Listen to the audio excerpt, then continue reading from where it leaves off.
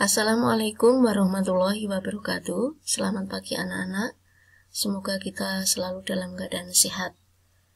Pada kesempatan kali ini kita akan membahas tentang besaran dan pengukuran. Kalau kamu masih ingat untuk pelajaran yang kemarin bahwa dalam suatu pendidikan itu perlu adanya pengamatan. Nah, pengamatan itu menggunakan panca indera dan juga bisa menggunakan alat ukur untuk mendapatkan data. Nah, pada kesempatan ini kita akan bahas tentang pengukuran.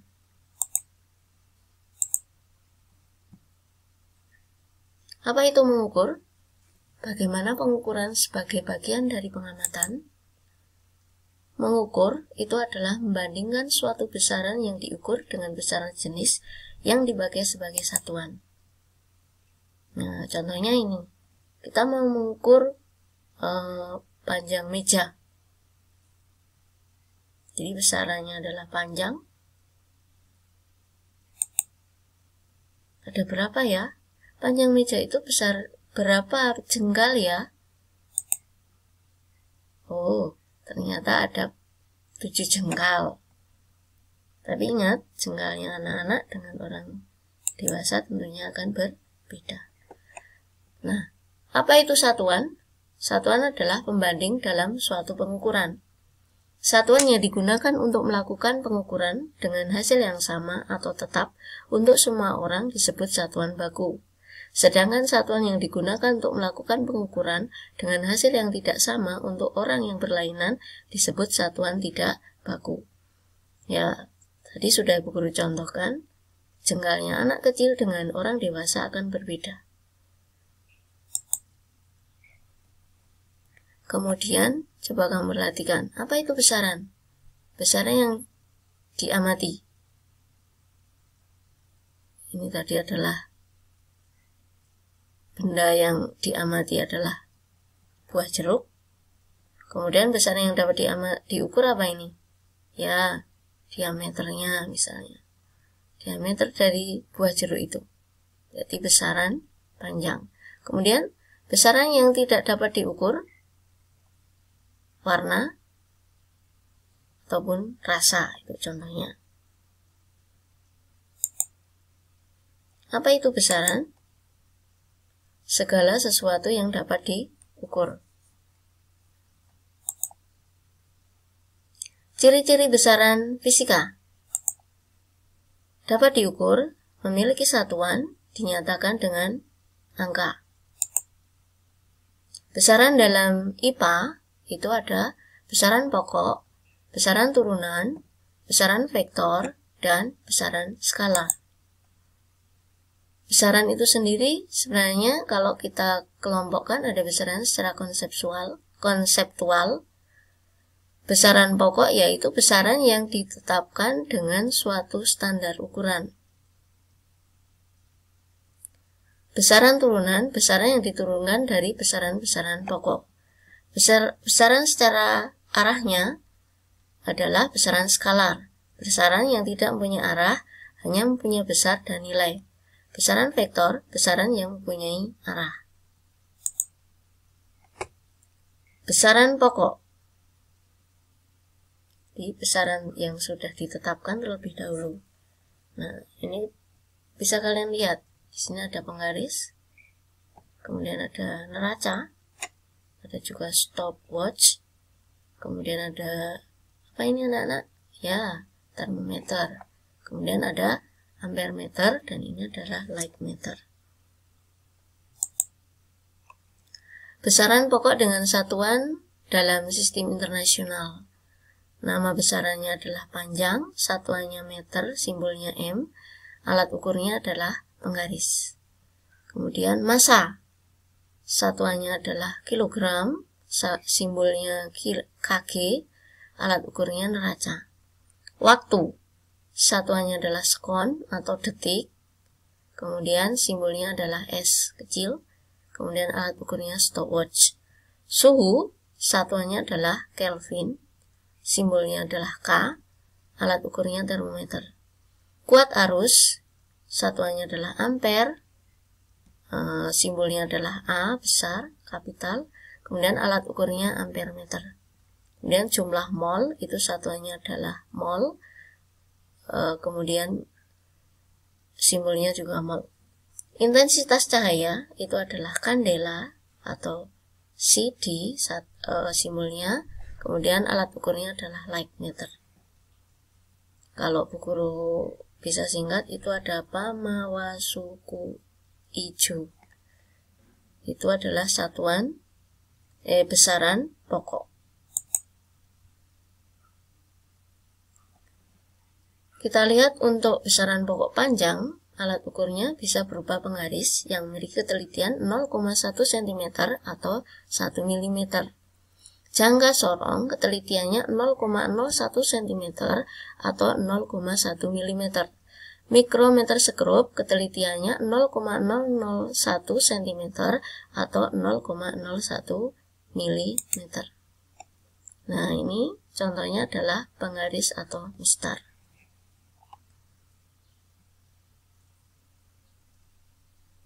Ini 1 cm terdiri dari 10 mm. Karena kalian bisa lihat skalanya di sini terbagi menjadi 10 ya.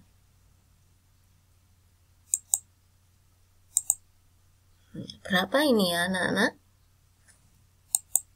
Ya, panjang pensil adalah 2,2 cm. Ini 2, kemudian ini angka yang menunjukkan.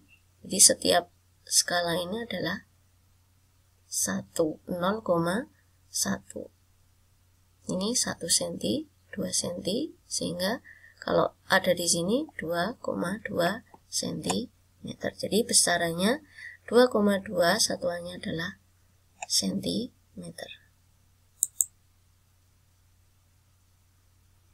Kemudian jangka sorong. Pernahkah anak-anak melihat jangka sorong? Nah, jangka sorong itu digunakan untuk mengukur ketebalan, kemudian juga kedalaman, kemudian juga diameter dalam. Coba kalian perhatikan, ini adalah skalanya. Skalanya itu di sini yang pertama adalah skala utama. Kemudian yang ini bawah ini adalah skala Nonius.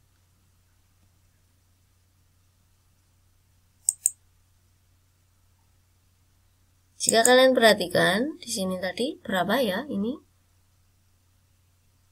Nah, ini kan 1. Kemudian coba kamu perhatikan sampai di sini ini ada berapa? Ada ini 1 ya. Kemudian di sini 1, 2, 3, 4, 5, 6, 7. Berarti panjangnya di sini adalah 1,7 cm. Kemudian kita lihat yang di sini, yang di skala Nonius itu. Kita lihat yang dari angka 0 ini. Jadi untuk skala utama kita lihat bagian yang di sebelah kirinya. Nah, kemudian untuk skala skala Noniusnya bisa kita lihat. Nah, kita perhatikan yang memiliki garis lurus. Nah, yang memiliki garis lurus kira-kira berapa di sini? Kalau kita perhatikan di sini yang paling lurus itu adalah 8. Nah, ini kan berarti 0,08 mm.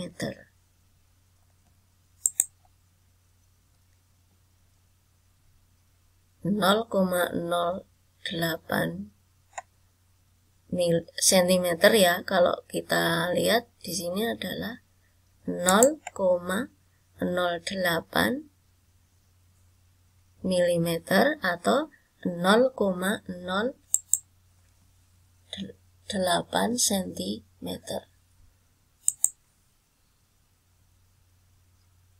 Kemudian mikrometer sekrup untuk mengukur ketebalan benda tipis. Jadi misalnya mau mengukur kertas atau mungkin mengukur plat logam. Nah, ini juga ada skala utamanya. Kalau di sini ukurannya adalah mm ya.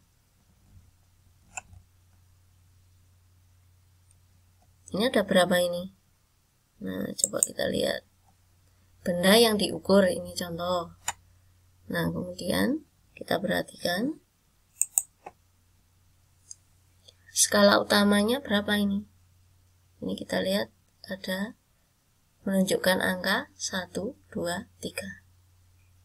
Nah, karena ada skala di sini, ini kan setengah ya, berarti ini adalah setengah.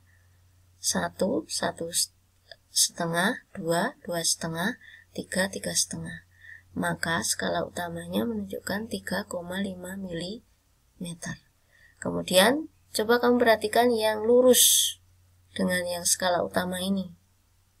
Karena kalau di sini 10, berarti di sini ada 12. Berarti skala Noniusnya itu menunjukkan 0,12 mm. Jadi pembacaannya adalah 3,62 mm atau 0,362 cm. Bagaimana anak-anak?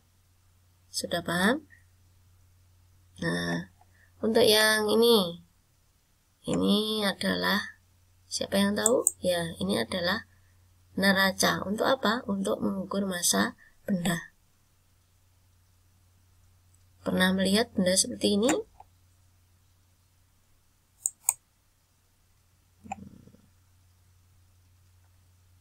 Ini bisa kita baca ya. Ini juga neraca. Neraca 3 lengan, neraca sama lengan. Ini neraca Ohaus.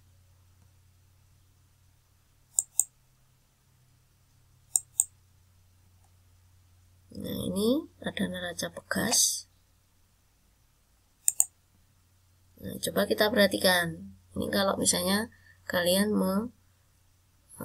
menimbang massa bendanya ada berapa, kalian perhatikan ya. Pada lengan tengah ini menunjukkan 100 gram, kemudian ini 90 ditambah 90 gram, kemudian ada 7,5 gram. Ini menunjukkan 7,5 gram. Karena kalau di sini 7, di sini 8, maka di sini yang pas itu adalah 7,5 gram, sehingga berat massa benda seluruhnya adalah 197,5 gram. Nah, ini untuk mengukur waktu, stopwatch. Pernah ya, ketika kalian di SD pernah belajar olahraga, maka gurunya akan menggunakan stopwatch untuk mengukur waktunya. Nah, ini adalah menunjukkan detik, kemudian ini menunjukkan menit. Bagaimana anak-anak? Semoga kalian bisa memahami ya. Jangan lupa Bu Guru sudah menyediakan tugas yang harus kalian pelajari pada link yang sudah Bu Guru tentukan. Semoga kalian bisa memahami dan bisa mengerjakan tugasnya. Jadi, saya ulangi tadi bahwa kita sudah mempelajari tentang besaran pokok. Yang kita pelajari tadi dan kita ukur adalah besaran panjang, kemudian besaran massa, dan besaran waktu. Demikian yang bisa saya sampaikan. Kita ketemu pada kesempatan yang akan datang. Saya akhiri. Assalamualaikum warahmatullahi wabarakatuh.